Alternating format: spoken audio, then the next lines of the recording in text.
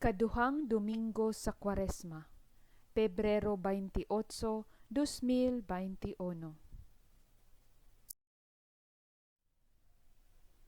Ang pagbasa gikan sa basahon sa Heneses. Si Abraham gisulayan sa Dios.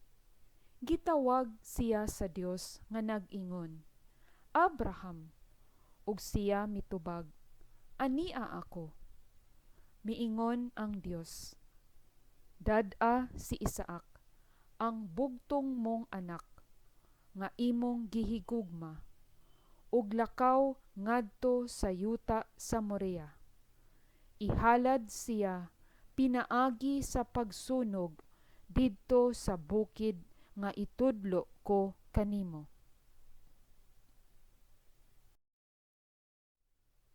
Sa pag-abot nila sa dapit nga gitudlo kaniya sa Dios, gipatindog didto ni Abraham ang usa ka halaran, ug ibabaw niini gibutang niya ang sugnod. Unya, gigapos niya ang iyang anak ug gipahiluna sa halaran ibabaw sa sugnod. Unya, gikuha niya ang kutsilyo aron patyon niya si Isaak. Apan, mitawag kaniya gikan sa langit ang anghel sa Ginoo. Abraham, Abraham. Mitubag siya, ania ako. Ayaw unsaa ang bata, miingon ang anghel. Nasayod na ako nga andam kagayod pagsugot sa Ginoo, kay wala mo man ihikaw kanako ang imong bugtong anak. Miyahat si Abraham ug nakita niya ang usa ka laking karnero kansang sungay na sangit didto sa usa ka kupong-kupong. Gikuha niya kini ug gihalad pinaagi sa pagsunog ilis sa iyang anak. Gikan sa langit ang anghel sa Ginoo mitawag pag-usab kang Abraham. Miingon siya, ang Ginoo nag-ingon, ipanumpa ko kanimo sa akong ngalan nga panalanginan ko ikaw pag-ayo, kay gihimo mo man kini ug wala mo ihikaw kanako ang imong bugtong anak. Isaad ko usab kanimo nga hatagan ko ikaw mga kaliwat nga sama kadaghan sa bituon sa langit ug sa balas sa baybayon. Buntugon sa imong kaliwat ang ilang mga kaaway, ug mohangyo kanako ang tanang mga nasod nga panalanginan sila ingon nga akong gipanalanginan ang imong mga kaliwat, kay imo mang gituman ang gisugo ko kanimo. Ang pulong sa Ginoo.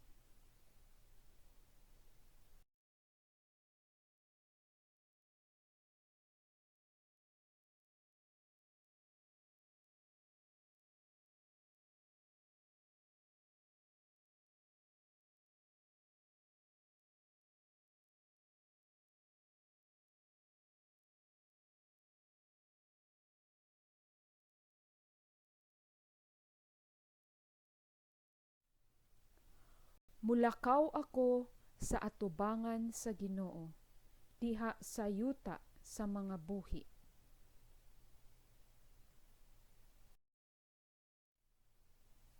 Mituo ako, bisan sa akong pag-ingon, gisakit ako. Bililhon atubangan sa mga mata sa Ginoo ang kamatayon sa iyang buutan nga mga sulugoon. O Ginoo, imo ako nga alagad.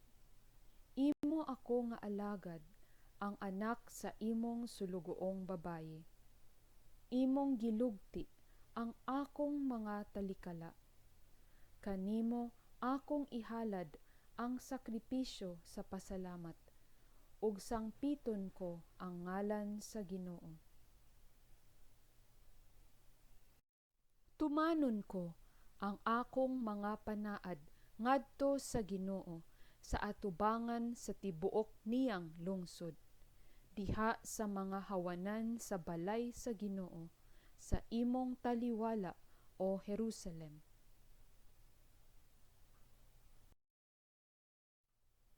Ang pagbasa gikan sa sulat ni San Pablo ngadto sa taga-Roma. Karon nga ato nang nasayran kini, unsa may atong ikaingon? Kun dapig kanato ang Dios, kinsay makigbatok kanato? Kun wala magdumili ang Dios pagtugyan sa iyang anak ngadto sa kamatayon tungod kanatong tanan, dili ba hatagan kita niya sa tanang butang nga atong pangayoon kaniya?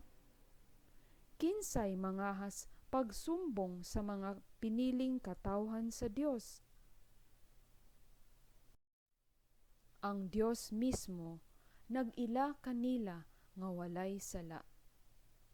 May makahukom ba kanila nga sila sad-an? Si Kristo Jesus mao ang nagpakamatay og gibanhaw. Atua siya sa tuo sa Dios ug nangaliyopo alang kanato. Ang pulong sa Ginoo.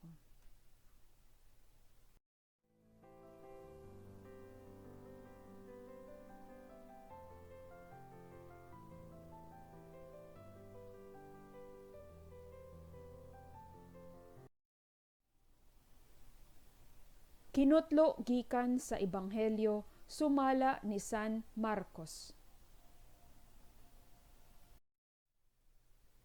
Tapos sa unom ka adlaw, gidala ni Jesus sila si Pedro, si Santiago, ug si Juan ngadto sa usa ka taas nga bukid, diin didto walay laing tawo gawas kanila.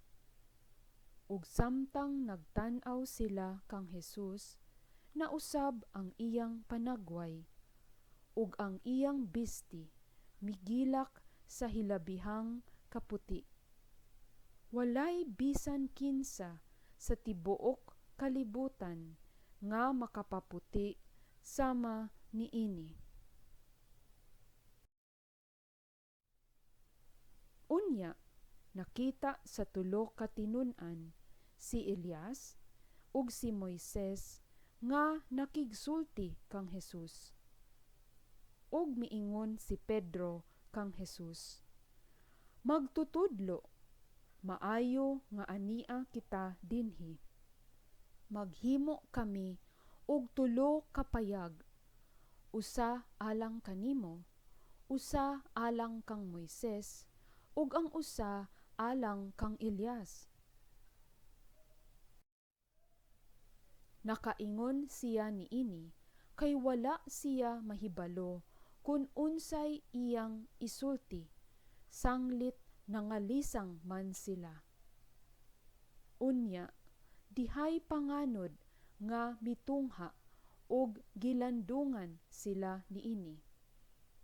Ug may nadungog silang tingog gikan sa panganod nga nag-ingon, "Kini siya mao ang pinangga kong anak. Pamati kamo kaniya."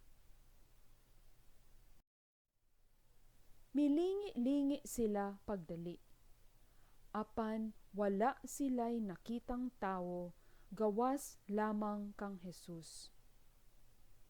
Sanang lugsong na sila sa bukid, gipinahan sila ni Jesus nga dili nila isugilon kang bisan kinsa ang ilang nakita, hangtod nga ang Anak sa tawo mabanhaw na. Gituman nila ang iyang gitugon, apan ilang gipanagsultihan kung unsa ang kahulugan sa giingon niyang pagkabanhaw gikan sa minatay. Ang Ebanghelyo sa Ginoo.